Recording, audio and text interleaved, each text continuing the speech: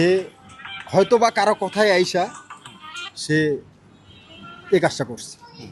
আর পরবর্তী বাচ্চাগুলোকে এখন এতিম করা হয়েছে। এই বাচ্চাগুলার একই থালে বৈশা সে খাইছে। এই বাচ্চাগুলো নিজের হাত দিয়ে তারা খাওয়া দিয়েছিল, বুঝছেন? এই মানবতাটা রাখে নাই সে। ঘরের ভিতরে যায় একই ডাইনিং টেবিলে বৈশা যদি খায় একটা লোক, সেই লোকটা কিভাবে মারতে পারে? মারতে পারে কখনো? তার ভিতরে জানোয়ার ঢুকছে, জানোয়ার।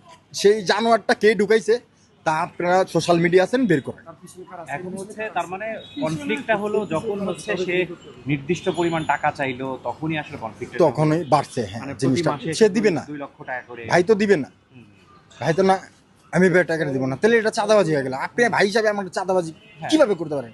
টিটু ভাই সে বুঝেছে, আপনি আমার বড় ভাই, আপনি আমার কাছে আবদার করতে পারেন, চাঁদা চাইতে পারেন না, হ্যাঁ হ্যাঁ একেবারে দাবি করতে পারেন না, আবদার করতে পারেন। ভাই আমার 10,000 টাকা লাগবে খরচে, আবদার করতে পারেন। আমি ছোট ভাই